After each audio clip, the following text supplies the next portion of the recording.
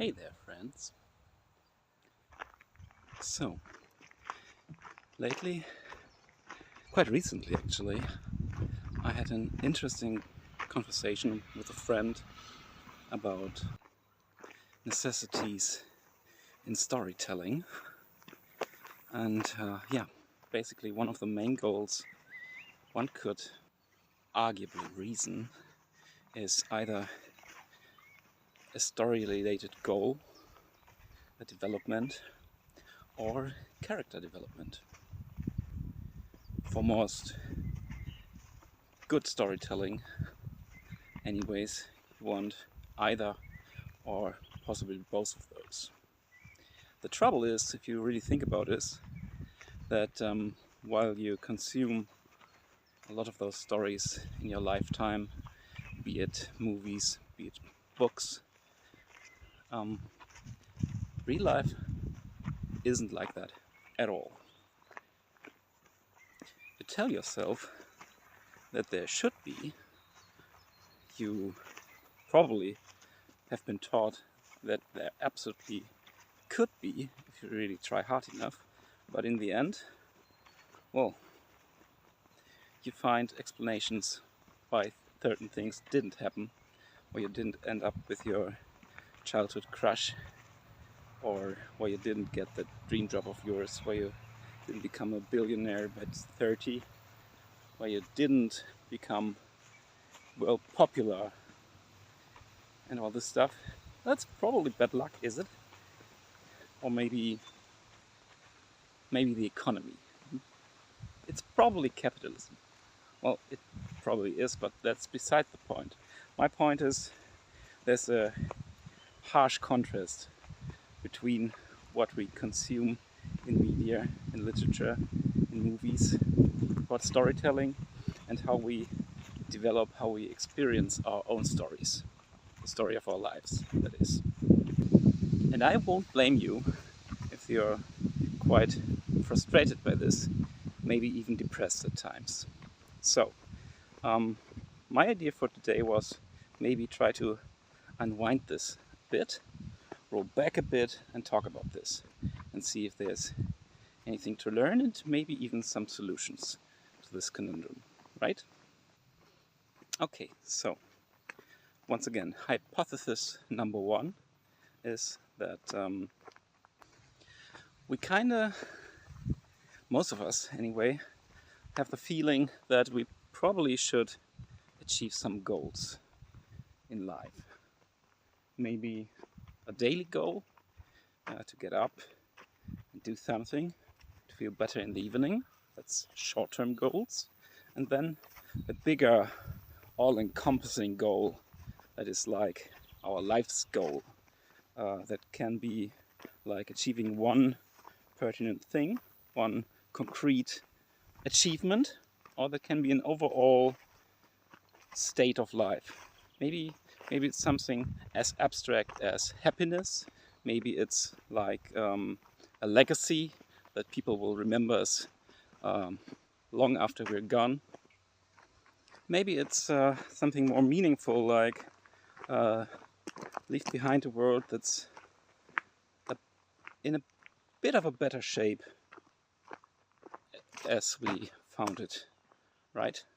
Maybe we can improve some smart part of the world, like invent a medicine or have children and be better parents than our parents were to us, or be a good teacher, be a good friend, be kind to ourselves. Those are all real goals, and I don't want to weigh them against each other. I just want to tell you that there's a lot of different possible ones. Okay, let's go back to the beginning. My opening to this video was I was telling you that through consumption of literature and storytelling, we learned that A, we should have goals, and B, the words of our lives are directly connected to how close we came to those goals. I mean, we better achieve those goals, right? And if you remember the very first video in this very series, I told you that when I was younger, I was a big fan of utopias, a big fan of unachievable goals, because that could make us strive for getting better, being better persons, and achieve many little goals on our way to the big one, so that even if we don't reach them, overall we do a lot of good. And maybe you also remember that I told you that my personal lesson trying this for a decade or two was that I forgot one little number in that calculation, and that is self-worth, because my self-worth was tanking like a lot when I realized that no matter how far I pushed myself, not reaching any utopian goals would do the numbers on my ego, and would do the numbers on my mood, and fuel my depression. So I eventually tried to stop that, and instead focused on the other kind of goals, the little goals, the daily goals, in hopes of getting in better shape step by step, which started this very thing, the stepping, that is. But of course I was quite aware that I was omitting that only focusing on the little steps can mean that there no longer is a definable, certifiable, big achievement that's looking good in a memoir, that's sounding nice after you're gone and your relatives and friends are remembering you and are telling themselves, well, they did a really good job with this or that, and do you remember when they achieved world peace? I don't know. They will probably not look back and say, well, he did 5,000 steps every day or something like that. He was really happy because he knew how to make mean breakfast, or well, maybe they will, maybe it is possible that they look back and say, he was a good friend, he was a good listener, or she always remembered my birthday, and she knew what I liked and made really nice gifts because she cared. Those are real goals, and it's always kind of funny, I feel like, maybe you're the same, that we kind of hold ourselves to some impossible standards, and don't value certain good abilities we might have, while we really like them in others, right? So maybe once in a while do yourself a big favor and take some of your personal abilities. There's some woodworking. We're gonna deal with it. Anyways, maybe take some of your good abilities and talents and niceties, and imagine for a moment those variabilities on some other person, some friend of yours, some relative maybe, and imagine how important that would be for you, how nice that person is for you, being this, having this. And if you say, well, that's really a nice thing, then maybe try to remember that once in a while, because that's you.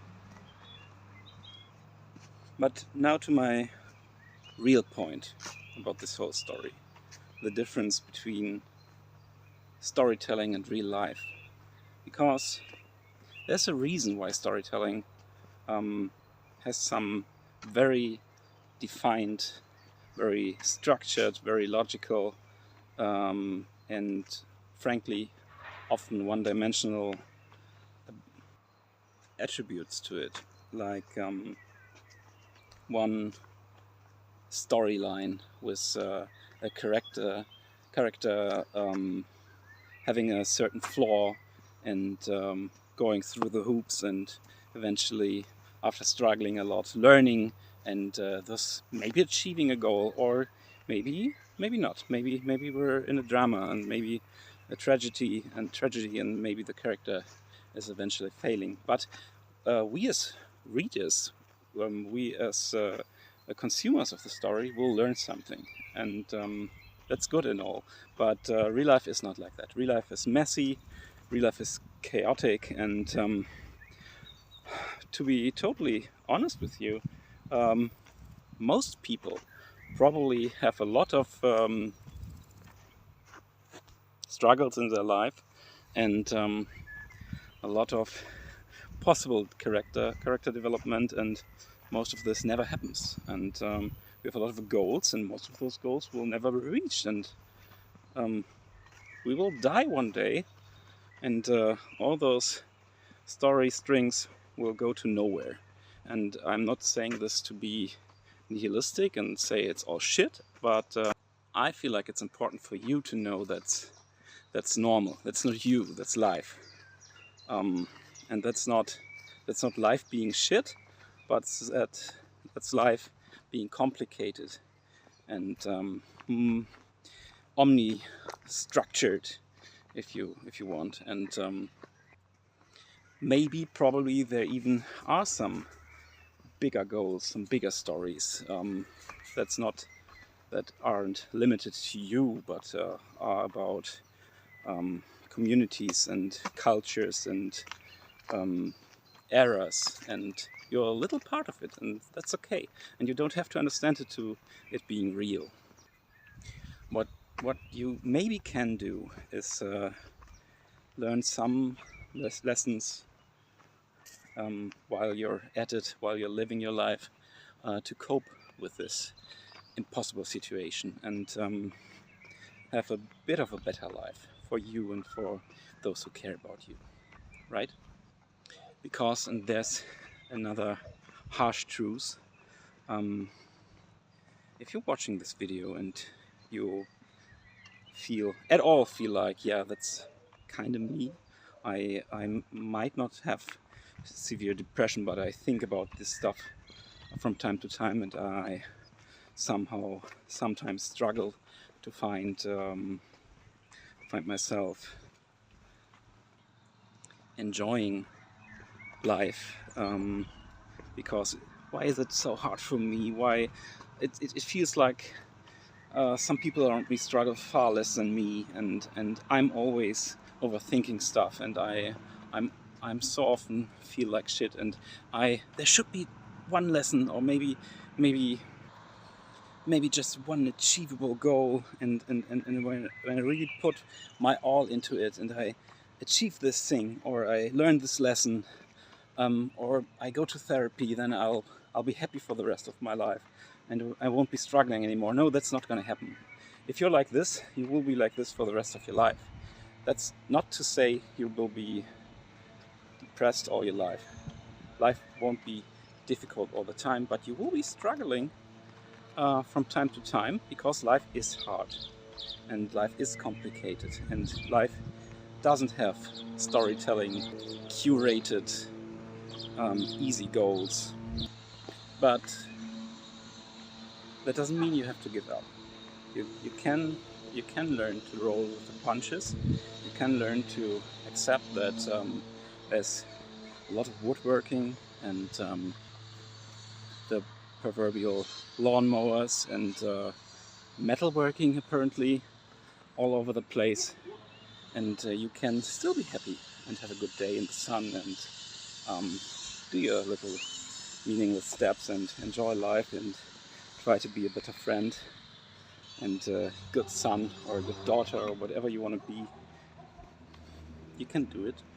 I believe in you. You should too. Because as someone who writes stories all his life, I can tell you the truth is that storytelling is all about selection, and you can select